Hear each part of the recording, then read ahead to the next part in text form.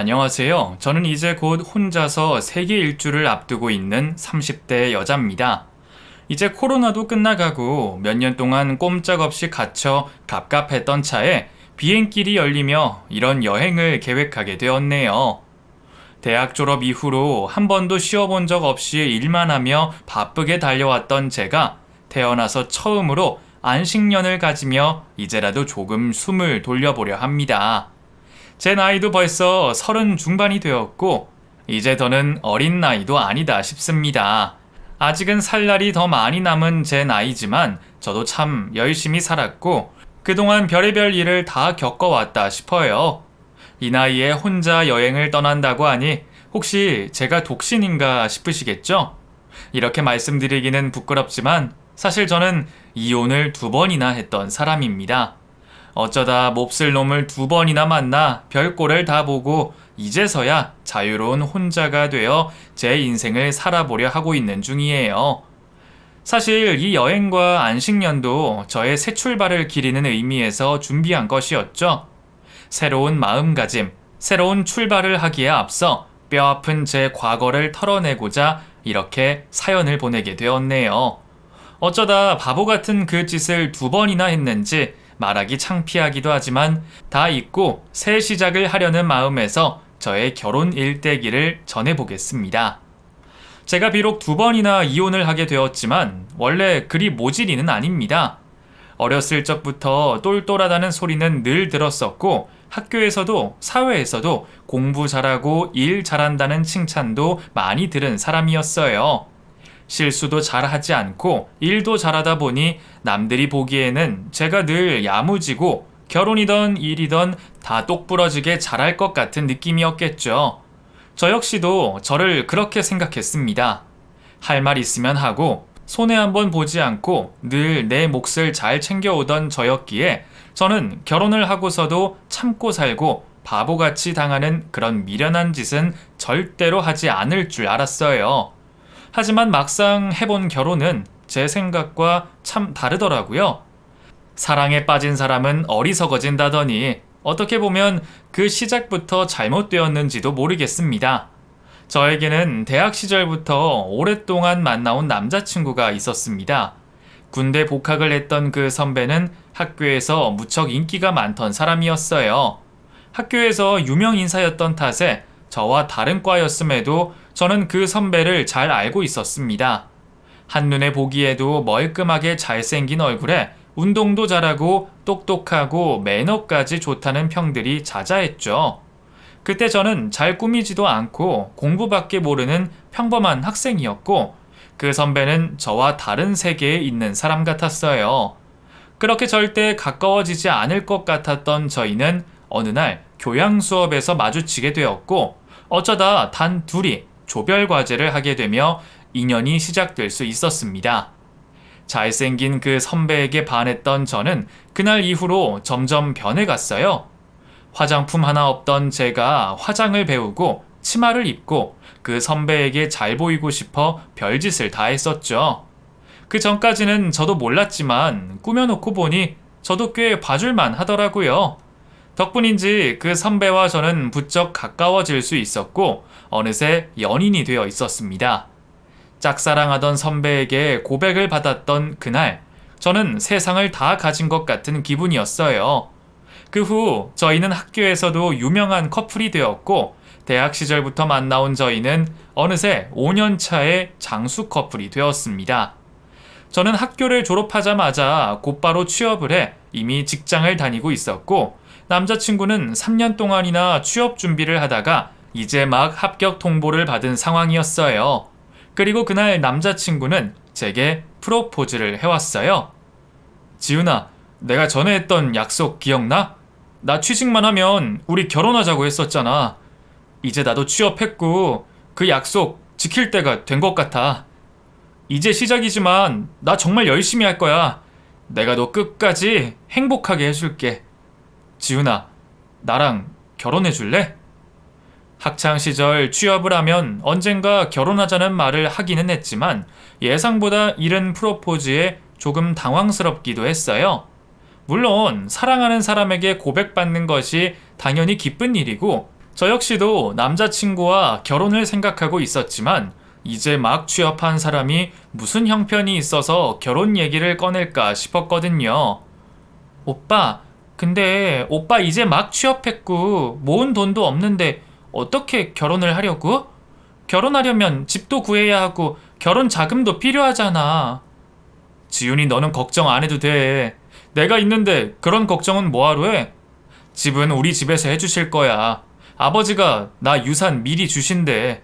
부모님이랑은 이미 얘기 다 끝냈어. 그러니까 너는 몸만 오면 돼. 우리 엄마가 너 얼마나 예뻐하는지 알지? 이제 막 취업을 한 남자친구는 집에서 지원을 해주신다며 제게 당당히 결혼하자 말했습니다.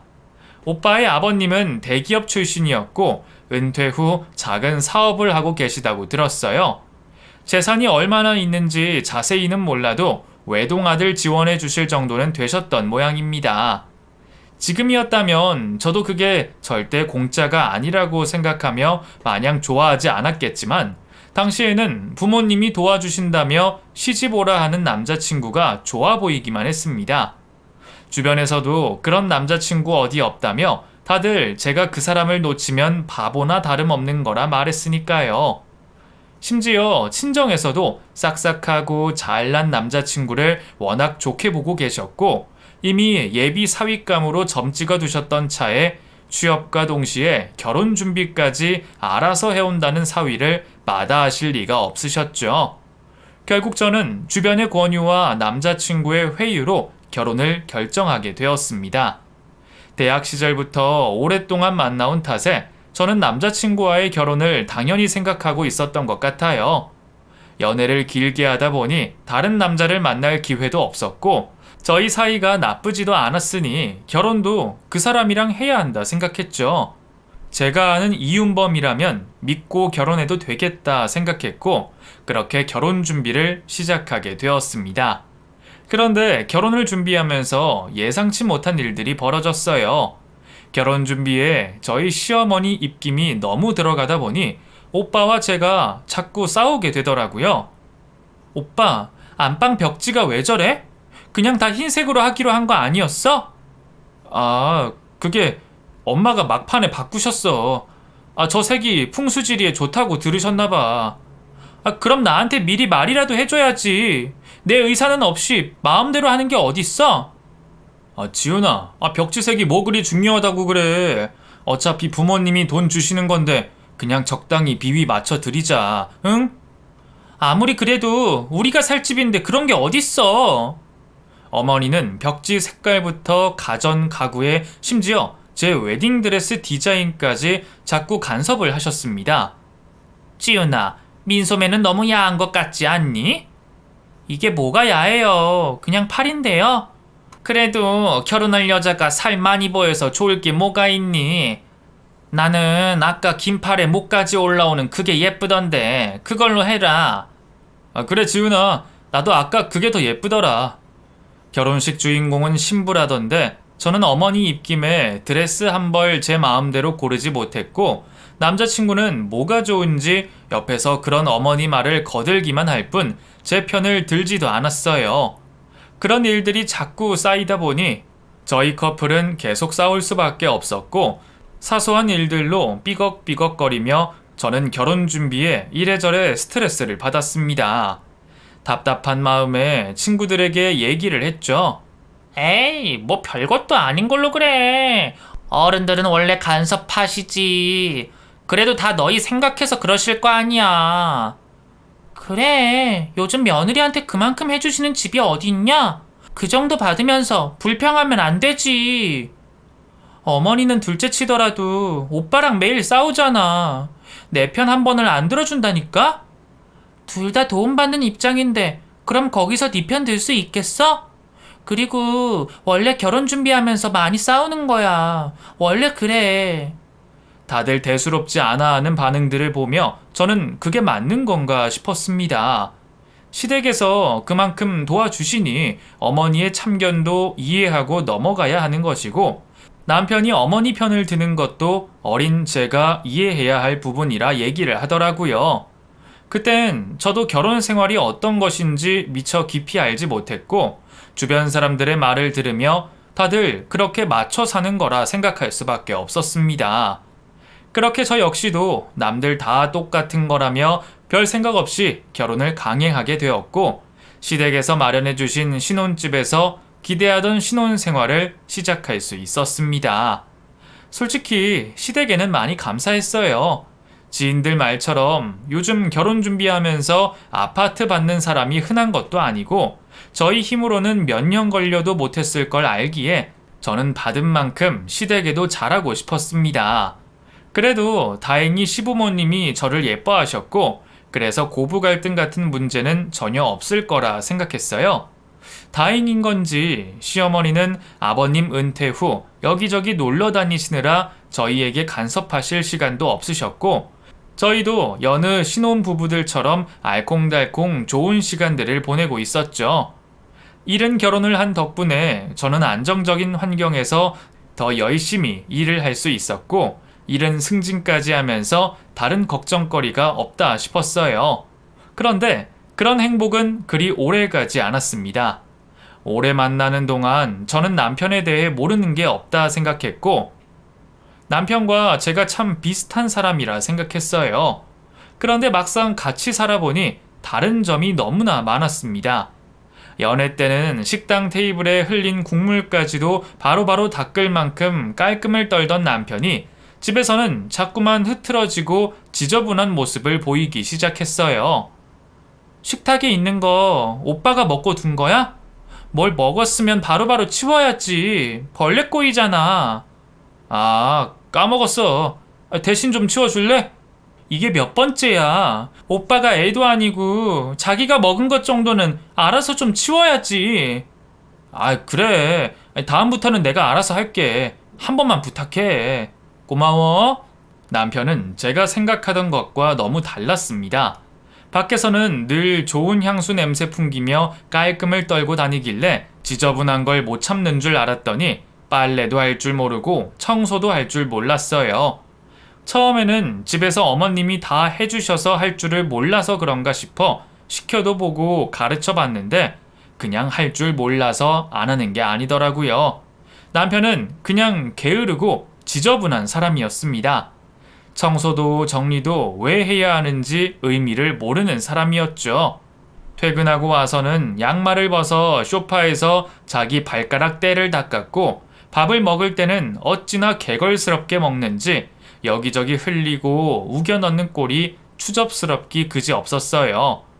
연애 때는 한 번도 보지 못했던 남편의 더러운 행동들에 저는 경악을 하고 말았습니다. 오빠, 밥을 왜 다 흘리고 먹어? 그리고 먹을 땐 쩝쩝거리지 좀 마. 같이 먹는 사람 생각도 해야지. 오빠 원래 안 그랬잖아. 갑자기 왜 이래? 아니, 밥 먹는데 어떻게 소리를 안 내? 여기가 식당도 아닌데 뭘 그래. 나도 집에서는 좀 편하게 먹고 싶어. 뭐? 그럼 여태까지는 밖이라서 조심했던 거야? 알고 보니 남편의 깔끔한 모습들은 모두 가식이었습니다. 자신의 잘생긴 외모를 알아서 그런지 남편은 밖에서는 늘 완벽하고 깔끔한 왕자님처럼 보이고 싶어 했고, 그래서 늘 완벽한 듯 있었던 겁니다. 그런 남편이 집에서는 어떤 꼴을 하고 있는지 저는 전혀 알 수 없었죠. 사람이 어떻게 이렇게나 더러울 수 있는 건지, 심지어 식탐까지 부리며 더러운 손으로 제 음식까지 탐내 집어가는 남편을 보며 저는 그런 남편과 밥을 같이 먹기도 곤욕스러울 지경이었어요. 그러다 보니 언젠가부터는 남편과 겸상하는 일이 없었고, 시댁에 가서도 저는 남편이 먹는 꼬락서니를 보며 먹는 둥 마는 둥 하게 되었습니다. 사랑하면 뭐든 좋게 보인다는데 콩깍지로도 그건 어떻게 할 수가 없겠더라고요.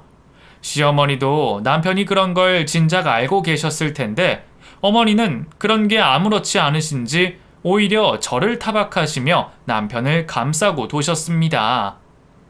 너 사람 그렇게 무안 주는 거 아니다. 복스럽게 먹는 게 보기만 좋구만. 왜 그러니? 너는 복 받은 줄 알아야지. 이렇게 잘생기고 잘난 아들이 세상에 어디 있다고 말이야. 어머니는 그런 아들이 귀하다며 항상 감사셨고, 남편은 그런 어머니를 등에 업고 늘 기세등등했어요. 변한 것은 남편만이 아니었습니다. 결혼 전에는 뭐든 다 해주실 것처럼 저를 귀한 집 딸 취급하셨던 어머니도 결국은 시자 어머니셨습니다. 시어머니는 제가 남편 고생이라도 시킬까봐 그러시는지 일도 열심히 하고 임신도 빨리 하라며 닥달을 하기 시작하셨어요. 내가 니들 왜 빨리 결혼시켰겠니?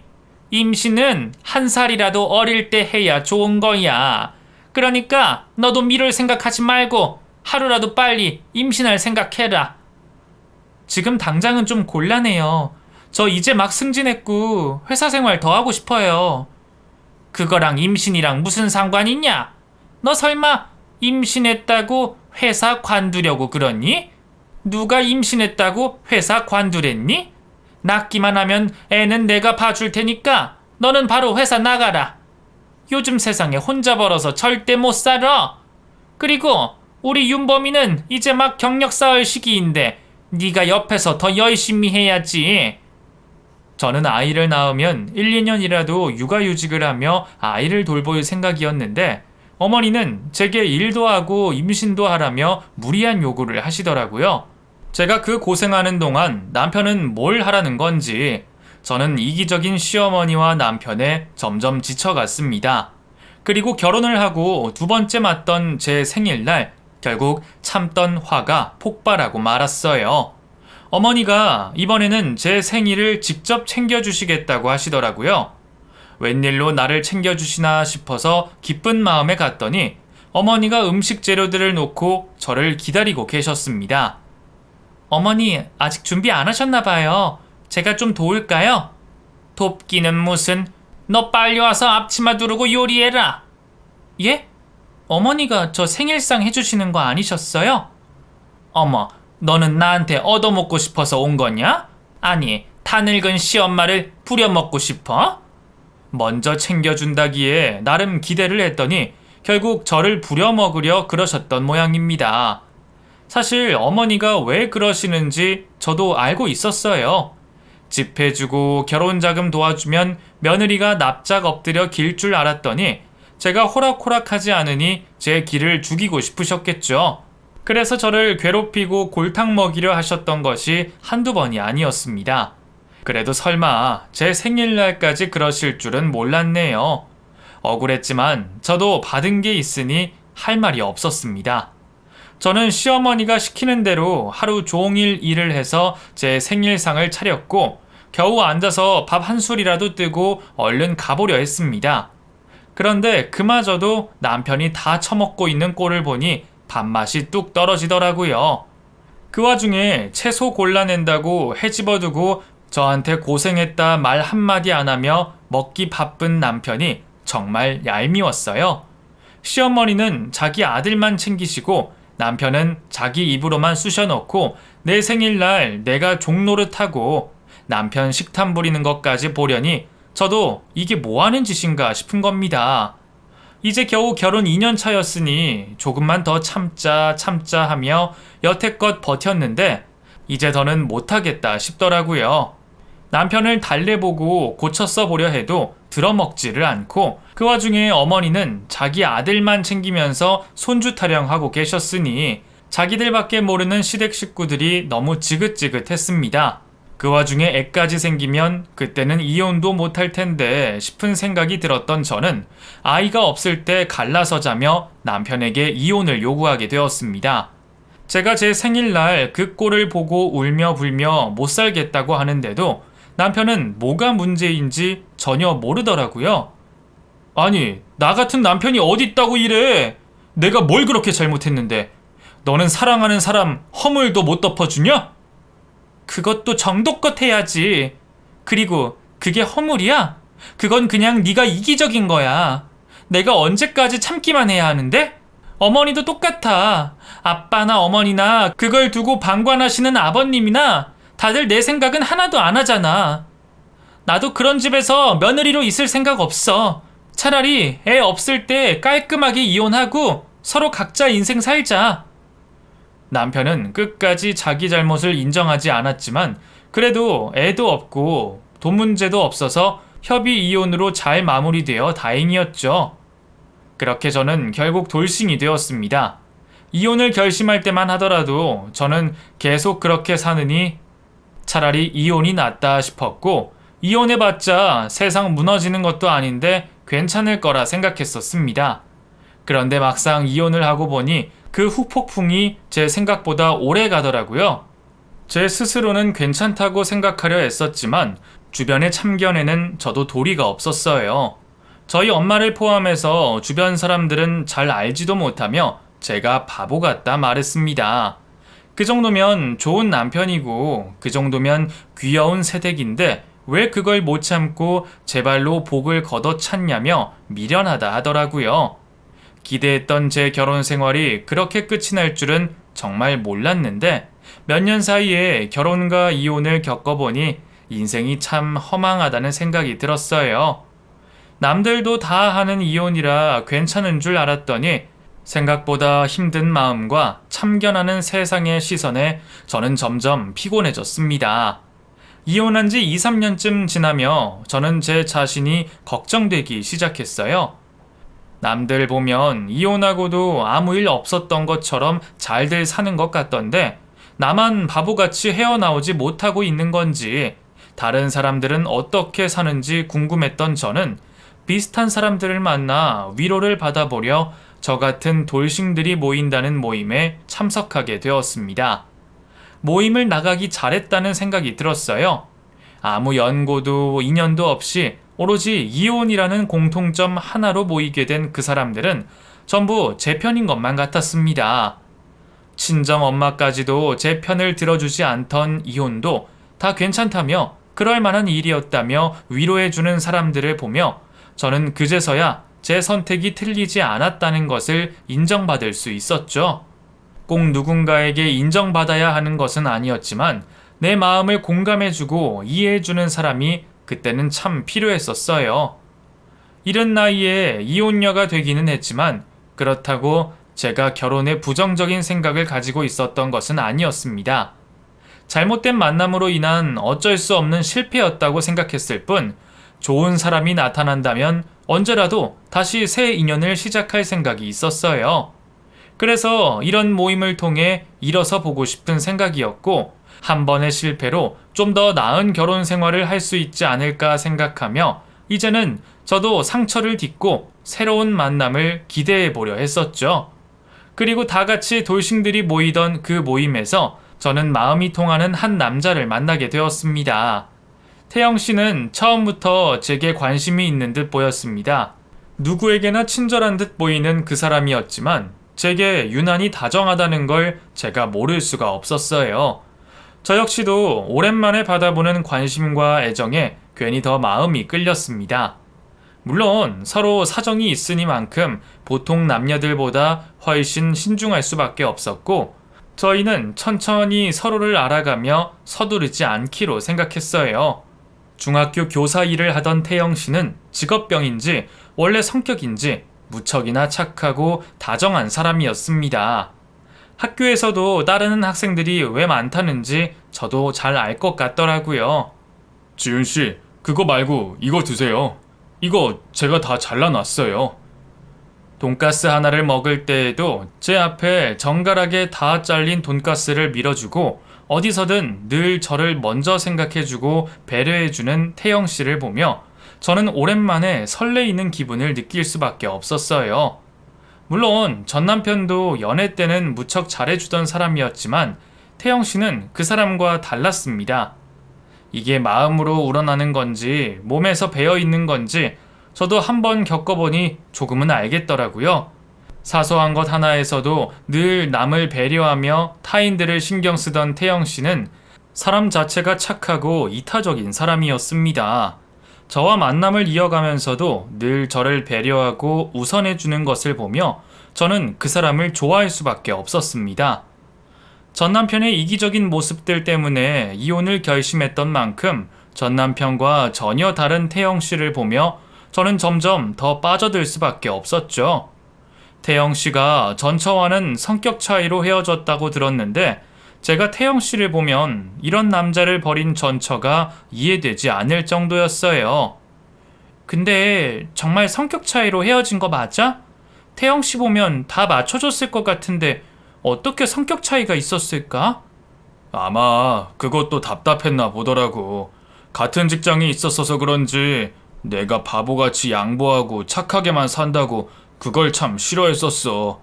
매달 얼마씩 불우이웃 돕기 하는 것도 싫어했고 봉사 다니는 것도 싫다 하더라고. 나는 술 마시고 그럴 돈 아껴서 하는 건데 전처는 나한테 그럴 돈 있으면 차라리 술을 마시라고 그랬었지. 워낙 계산하는 걸 좋아하는 사람이었어서 손해본다 생각했었나 봐. 그래서 못 참고 결국 헤어지자 그러더라고. 그 얘기를 듣고는 이해가 가면서도 참 이해되지 않더라고요. 전 남편이 태영 씨 반만 닮았더라면 저는 절대 이혼하지 않았을 것 같은데 너무 이타적이라서 헤어지자 했다는 전처가 참 이상했습니다. 그래도 각자 사정이 있는 것이고 이미 끝난 일이니 저도 더 이상 신경 쓰지 않기로 했어요. 누군가에게 안 맞는 사람이 제게는 천생연분일 수도 있고 저는 그게 태영 씨일 거라 생각했습니다. 그럼에도 신중하고 싶었던 저희는 1년간 진지하게 연애를 하게 되었고 서로 확신이 들었을 때에 결국 결혼까지 결심하게 되었습니다. 두 번째이다 보니 서로 신중할 수밖에 없었지만 아무리 따져봐도 태영 씨만한 사람은 없었습니다. 착하고 따뜻하고 무엇보다 나를 그렇게나 아껴주는 것을 보며 제가 전 남편을 만나기 전에 태영 씨를 먼저 만났더라면 얼마나 좋았을지 아쉬움까지 들었어요. 교육자 집안에서 자랐던 태영 씨는 선생님이셨던 부모님 역시 참 교양 있으시고 좋으신 분들이셔서 예전 시댁에서 상처받았던 저를 위해 조심스러워 해주시고 아이가 없어도 좋다며 배려해 주시는 것을 보며 저는 이제서야 제가 행복한 결혼을 하게 되었다고 생각했습니다. 그렇게 어렵게 다시 하게 된 결혼 생활은 참 안정적이고 좋았어요. 실패였다고 생각하는 전 남편과의 결혼 생활을 떠올려 보자면 연애를 오래 했던 만큼 편하면서도 왠지 부부간의 안정감은 전혀 없었던 것 같은데 지금의 남편과는 서로 아무것도 하지 않고 같이 앉아 있기만 해도 마음이 편안했고 말하지 않아도 통하는 게 있을 만큼 진중한 사이처럼 느껴지더라고요. 저희가 조금 나이 들어서 만나서 그런 건지 아니면 둘 다 조심스럽다 보니 그랬는지 모르겠지만 태영 씨와 제 결혼 생활은 잔잔한 호수 같은 평화로운 결혼 생활이었습니다. 그런데 결혼 생활 반년 만에 잔잔한 호수에 돌멩이가 날아들었습니다.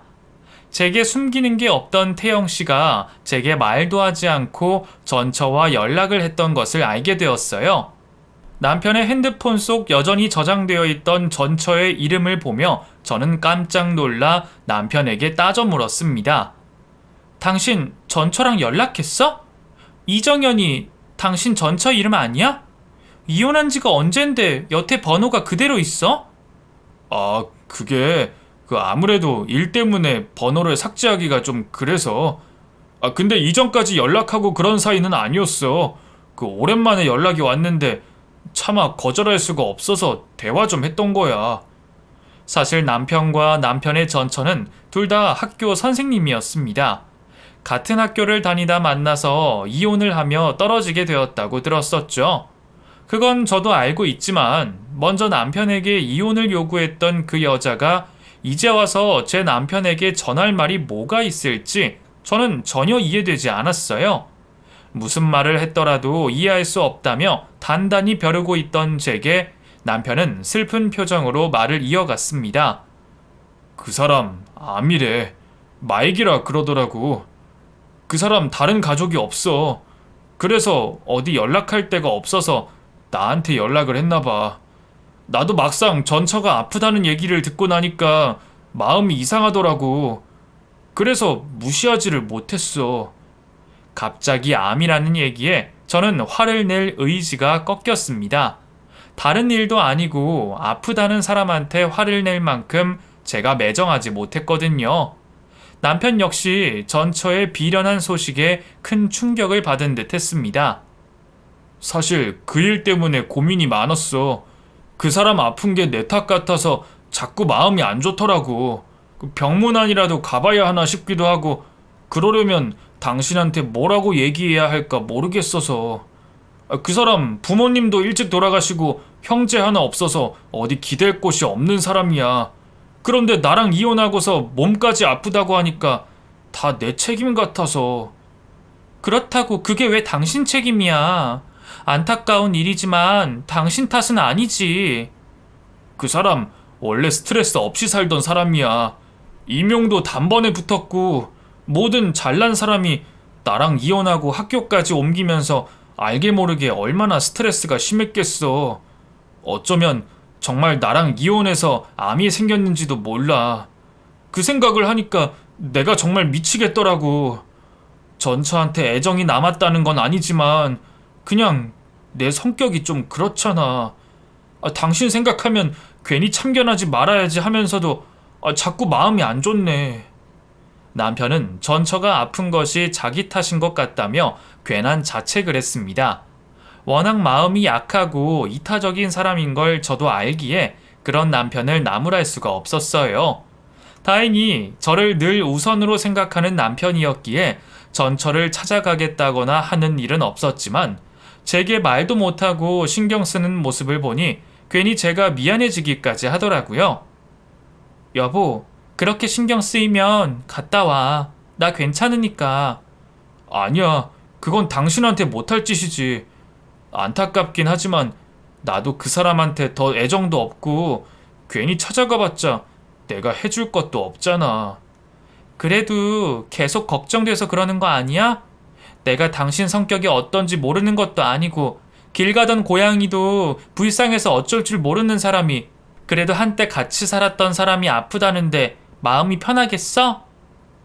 이해해줘서 고마워. 근데 정말 괜찮아. 나 당신한테 미안하고 싶지 않아서 그래. 제게 미안할 일을 만들고 싶지 않아서 가지 않겠다는 남편을 보며 고맙기도 하고 미안하기도 하고 저도 복잡한 마음이 들었습니다.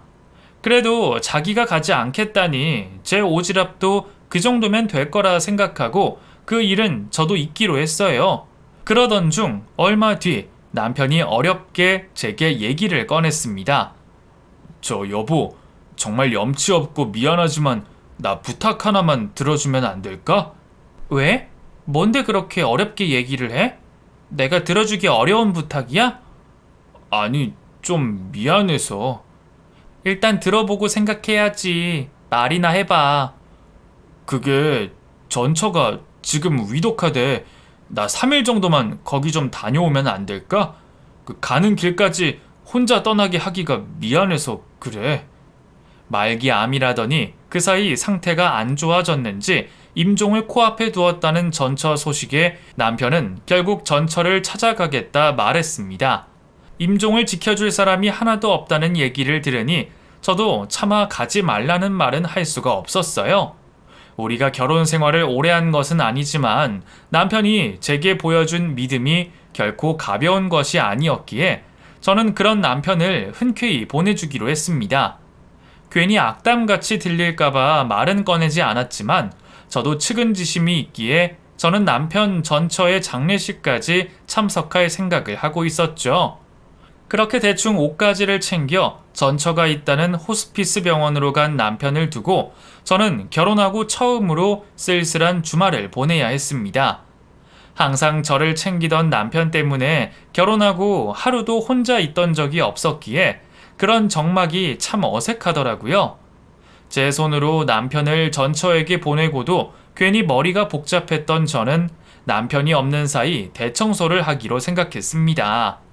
남편이 워낙 깔끔한 성격이라 치울 게 많이 없기는 했지만 오랜만에 가구 배치도 끝내고 창고 정리도 하면서 저 혼자 있더라도 몸을 움직여 바쁘게 시간을 보내고 싶었어요. 그렇게 저는 평소 벼르고 있던 서재 정리를 하기로 마음먹었습니다. 결혼하고 계속 학교 일이 바빠 여태 정리하지 못한 남편의 책장을 보며 저는 깔끔한 남편을 위해 제가 대신 정리를 해주기로 했죠.